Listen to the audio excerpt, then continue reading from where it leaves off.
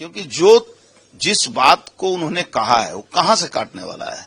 जो लोग मर गए हैं उनका वोटर लिस्ट में क्यों नाम रहेगा, जो लोग नहीं रहते हैं उनका वोटर लिस्ट में क्यों नाम रहेगा, जो इस देश के नागरिक नहीं है उनका वोटर लिस्ट में क्यों नाम रहेगा। आज देखिए भारतवर्ष के बॉर्डर इलाका में 9 देश है, 9 देश 5 देश जो है वो पूरी डेमोग्राफी चेंज हो रहा है, बचा हुआ है 4 देश। उसी तरह भारतवर्ष के कई स्टेट जो बॉर्डर इलाका में हैं, जिसमें बिहार भी है, बंगाल भी है, इसके बॉर्डर के जितने भी ये हैं जिला हैं, ये सब के सब जो है इनका डेमोग्राफी चेंज हो चुका है। उसी तरह बिहार में 4 जिला ऐसे हैं जिनका डेमोग्राफी चेंज हुआ।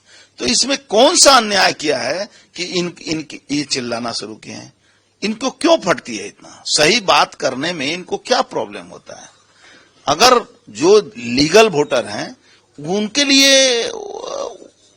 लिए यदि इलेक्शन कमीशन काम करता है तो आपको क्या समस्या है? हाँ, इलीगल वोटर कोई बसता है।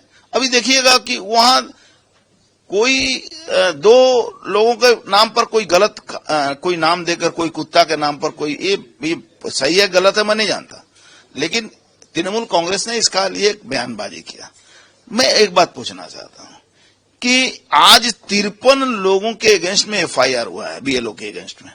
बीएलओ तो इलेक्शन कमीशन चंद्रमा से लेके नहीं आएगा, इसी बिहार के लोगों को बीएलओ बनाएगा। बीएलओ में बहुत सारे ऐसे लोग हैं जो देश के बारे में सही नहीं सोचते हैं या संविधान के बारे में नहीं सोचते, उनके अपने फायदे अपने रोजगार के बारे में सोचते हैं। तो अगर स्वच्छ वोट कराना है तो क्यों नहीं हम इलेक्शन कमीशन इस बारे में टाइट हो कि प्रिजाइडिंग ऑफिसर से लेकर बीएलओ से लेकर अगर कोई भी इलीगल काम करता है उसकी नौकरी जाएगी, उनको जेल जाना होगा। जिस दिन ये काम हो गया ना उस दिन एक भी फॉल्स वोट नहीं पड़ेगा कहीं भी भारतवर्ष में। और बंगाल में तो स्पेशली बोलना चाहिए कि अगर चारों पुलिंग जो पर्सन हैं अगर एक भी फॉल्स वोट करा दिए तो आपकी नौकरी चली गई, आप जेल में जाओगे। करना चाहिए।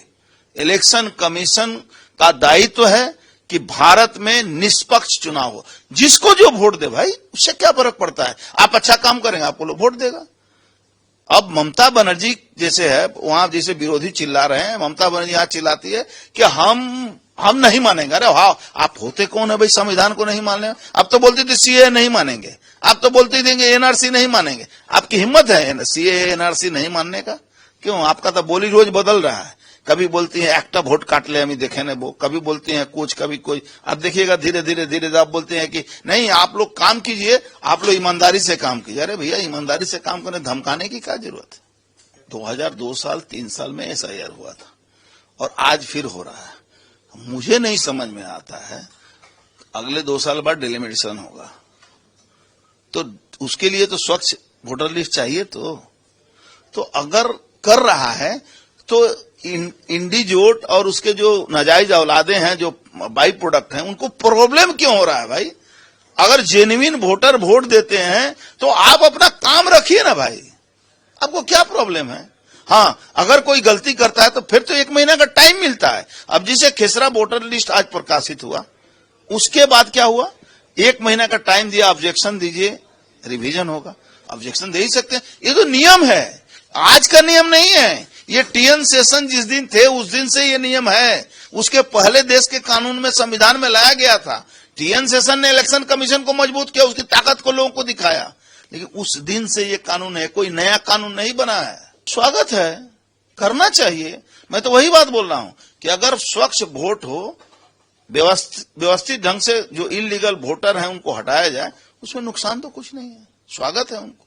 देखिए ममता बनर्जी अपना पॉकेट से 1,10,000 के 10,000 रुपया बांटती तो बात रहा था। आज हमारे आपके टैक्स के पैसा, जिसमें हिंदू मुसलमान सब है, उस पैसे को हम आज दुर्गा पूजा के नाम पर आप बांट रही हैं। हिंदू मुसलमानों को टैक्स के पैसे से आप मंदिर बना रही हैं। आप तो पूरे धर्म के खिलाफ काम कर रही हैं। आप कहती हैं कि हम ब्राह्मणेर में आची, और काम करती हैं पूरे हिंदुत्व के खिलाफ। आपको क्या नाम है, पूरी मंदिर में ढूंढने नहीं दिया गया तो आप यहां मंदिर बना दिया। अरे बनाते, अपना बेटा तो चोरी किया था, भतीजा तो चोरी किया है, पूरा परिवार तो चोरी किया है, लूट के तो आप बनाई हैं, तो वहां से पैसा देके बनवाती ना, वहां से पैसा देती। आपके तो सारे जो क्लब के लोग हैं करोड़ों करोड़ रुपया उठाते हैं, सारे जो ठेकेदार हैं, बड़े बड़े व्यवसायी हैं, सब पैसा देते थे, बांट देती वो। 500 करोड़ रुपया आप बांट रही हैं, वहां डीए नहीं दे रही हैं, लोगों को नौकरी नहीं मिल रही है, वैकेंट प्लेस में नौकरी नहीं मिली है, म्युनिसिपैलिटी में पेंशन नहीं मिल रहा है, आपको सरकारी अधिकारी को पेंशन नहीं मिल रहा है, आप बांट रही हैं पैसा। जाकर अभिषेक मनु सिंह पैर पकड़ रहा है कोर्ट में, बोल रहा है कि हमारे पास पैसा नहीं है, राज्य सरकार खत्म हो जाएगी। और आप क्या कर रही हैं? आप देख 500 करोड़ रुपया बांट रही हैं। आप पैसा आप अपने पास से बांटती, आपको स्वागत रहता। कोयला चोरी, गोरू चोरी, सबका पैसा आपके पास, आप बांटिए ना भाई, स्वागत है, आप पैसा बांटिए। आपको मैं चैलेंज करता हूं ममता दीदी कि आपने इलेक्ट्रिक माफ कर दिया। भारतवर्ष में सबसे ज्यादा इलेक्ट्रिक का पैसा ये सीएससी के नाम पर ये क्या संजीव गोयन का उठाता है। भारतवर्ष से सबसे महंगा विद्युत है। इस दुर्गा पूजा के बाद उनका टैरिफ बढ़ेगा नहीं ना, रोज हर बार तो बढ़ा देती हैं, एक तरफ बोलते हैं माफ कर दिया, दूसरा तरफ आप टैरिफ बढ़ा देती हैं, बिल बढ़ जाता है, इलीगल ढंग से बिल आप लेती हैं, जबरदस्ती बिल लेती हैं, कोई देखने वाला नहीं, कोई सुनने वाला नहीं। संजीव गोयनका से करोड़ों करोड़ रुपया आपको मिलता है, आप उसमें आप अपना फायदा देखती हैं। देखिए राहुल गांधी पप्पू है, पूरा पूरी पप्पू है। राहुल गांधी के बारे में एक पत्रकार ने मुझे बहुत अच्छी बात बताई थी।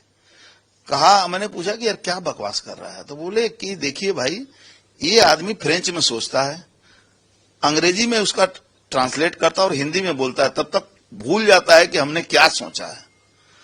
আমাদের ভিডিও ভালো লাগলে লাইক এবং শেয়ার করুন, কমেন্ট সেকশনে গিয়ে জানান আপনাদের মতামত। আরো ভিডিও পেতে আমাদের চ্যানেল সাবস্ক্রাইব করুন এবং প্রতি মুহূর্তে খবরের আপডেট পেতে প্রেস করুন বেল আইকন।